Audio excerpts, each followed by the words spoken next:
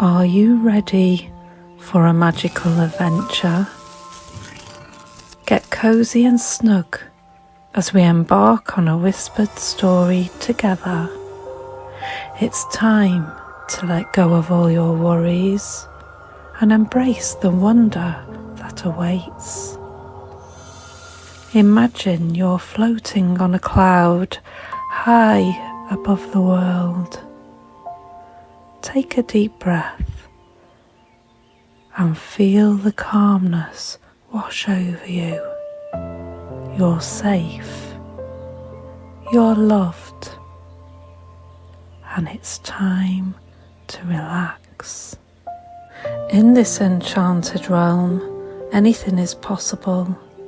You might meet a friendly dragon who loves to tell jokes, or a mischievous fairy who grants wishes. Let your imagination run wild.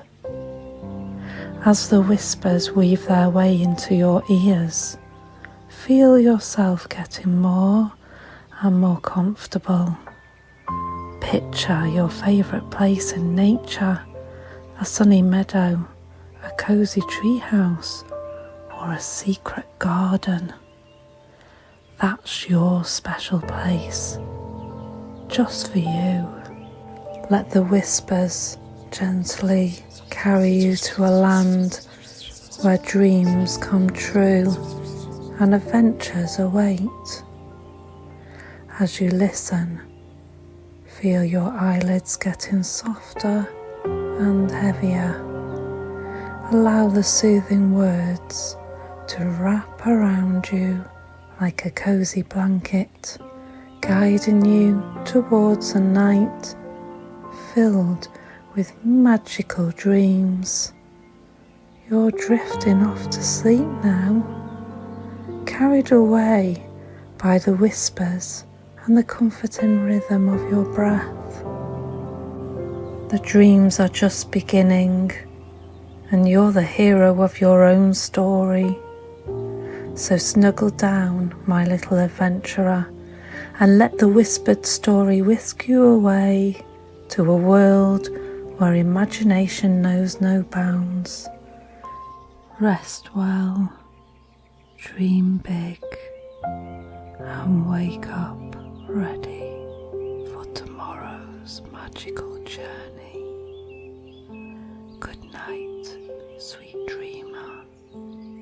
May your dreams be filled with joy and wonder.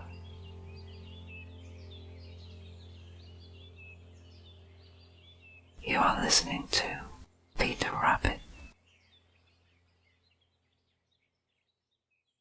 Once upon a time there were 4 little rabbits, and their names were Flopsy, Mopsy, Cottontail, and Peter. They lived with their mother in a sandbank underneath the root of a very big fir tree. "Now, my dears," said old Mrs. Rabbit one morning, "you may go into the fields or down the lane, but don't go into Mr. Mcgregor's garden. Your father had an accident there. He was put in a pie by Mrs. Mcgregor. Now run along, and don't get into mischief. I am going out." Then old Mrs. Rabbit took a basket and her umbrella and went through the wood to the baker's. She bought a loaf of brown bread and 5 currant buns.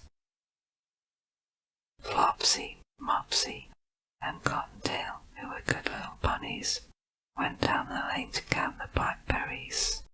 But Peter, who was very naughty, ran straight away to Mr. Mcgregor's garden and squeezed under the gate. First he ate some lettuces and some French beans, and then he ate some radishes, and then, feeling rather sick, he went to look for some parsley. But round the end of a cucumber frame, whom should he meet but Mr. Mcgregor? Mr. Mcgregor was on his hands and knees planting out young cabbages, but he jumped up and ran after Peter, waving a rake and calling out, "Stop, thief!" Peter was most dreadfully frightened. He rushed all over the garden, for he had forgotten the way back to the gate. He lost one of his shoes among the cabbages, and the other shoe amongst the potatoes. After losing them, he ran on 4 legs and went faster, so I think he might have got away altogether if he had not unfortunately run into a gooseberry net and got caught by the large buttons on his jacket. It was a blue jacket with brass buttons, quite new. Peter gave himself up for lost and shed big tears, but his sobs were overheard by some friendly sparrows who flew to him in great excitement and implored him to exert himself. Mr. Mcgregor came up with a sieve, which he intended to pop upon the top of Peter, but Peter wriggled out just in time, leaving his jacket behind him, and rushed into the tool shed and jumped into a can. It would have been a beautiful thing to hide in if it had not had so much water in it. Mr. Mcgregor was quite sure that Peter was somewhere in the tool shed, perhaps hidden underneath a flower pot. He began to turn them over carefully, looking under each. Presently Peter sneezed, achoo. Mr. Mcgregor was after him in no time, and tried to put his foot upon Peter, who jumped out of a window, upsetting 3 plants. The window was too small for Mr. Mcgregor, and he was tired of running after Peter. He went back to his work. Peter sat down to rest. He was out of breath and trembling with fright, and he had not the least idea which way to go. Also, he was very damp with sitting in that can. After a time he began to wander about, going lippity, not very fast, and looking all round. He found a door in a wall, but it was locked, and there was no room for a fat little rabbit to squeeze underneath.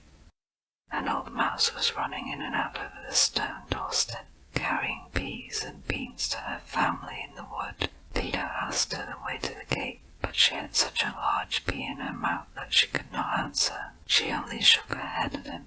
Peter began to cry. Then he tried to find his way straight across the garden, but he became more and more puzzled. Presently he came to a pond where Mr. Mcgregor filled his water cans. A white cat was staring at some goldfish. She sat very, very still, but now and then the tip of her tail twitched as if it were alive. Peter thought it best to go away without speaking to her. He had heard about cats from his cousin, little Benjamin Bunny. He went back towards the tool shed, but suddenly, quite close to him, he heard the noise of a hoe. Scritch, scratch, scratch, scritch. Peter scuttled underneath the bushes, but presently, as nothing happened, he came out and climbed upon a wheelbarrow and peeped over. The first thing he saw was Mr. Mcgregor hoeing onions. His back was turned towards Peter, and beyond him was the gate. Peter got down very quietly off the wheelbarrow and started running as fast as he could go along a straight walk behind some blackcurrant bushes. Mr. Mcgregor caught sight of him at the corner, but Peter did not. There, he slipped underneath the gate and was saved at last in the wood outside the garden. Mr. Mcgregor hung up the little jacket and the shoes for a scarecrow to frighten the blackbirds. Peter never stopped running or looked behind him till he got home to the big fir tree. He was so tired that he flopped down upon the nice soft sand on the floor of the rabbit hole and shut his eyes. His mother was busy cooking. She wondered what he had done with his clothes. It was the second little jacket and pair of shoes that Peter had lost in a fortnight. I am sorry to say that Peter was not very well during the evening.